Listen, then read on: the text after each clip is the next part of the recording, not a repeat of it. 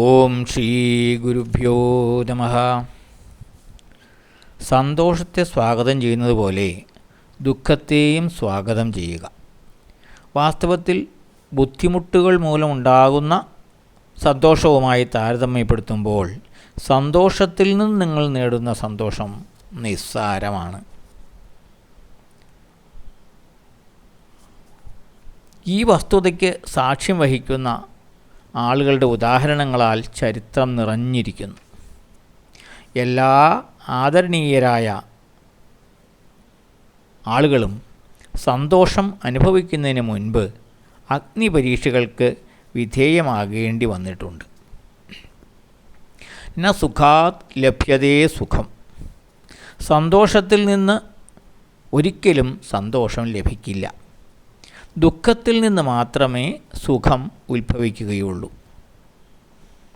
വേദനകളിൽ നിന്നും കഷ്ടപ്പാടുകളിൽ നിന്നുമാണ് സുഖം അനുഭവവേദ്യമാകുന്നത്. പക്ഷെ മനുഷ്യന് കഷ്ടത അനുഭവിക്കാൻ ഇഷ്ടമല്ല. എപ്പോഴും സുഖമായിരിക്കണം. ഇത് അസാധ്യമാണ്. വിശന്നെങ്കിൽ മാത്രമേ ഭക്ഷണത്തിന് സുഖമുണ്ടാകൂ. ഇരുട്ടിൽ മാത്രമേ വെളിച്ചത്തിൻ്റെ വിലയറിയൂ.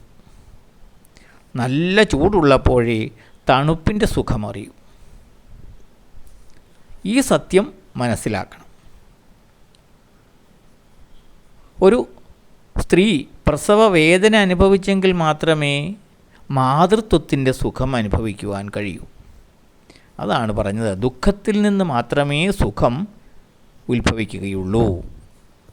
മനുഷ്യൻ അതുപോലെ പുണ്യകർമ്മങ്ങളുടെ ഫലം ആഗ്രഹിക്കുന്നു. പക്ഷേ അതിനായി ഒന്നും ചെയ്യുന്നുമില്ല. പാപകർമ്മങ്ങളുടെ ഫലം ആഗ്രഹിക്കുന്നില്ല, എന്നാലോ പാപകർമ്മങ്ങളിൽ മുഴുകുകയും ചെയ്യുന്നു. നിങ്ങൾ ഏത് പാതയിലൂടെയാണോ മുന്നോട്ട് പോകുന്നത് അതിൻ്റെ ഫലമാണ് ലഭിക്കുക.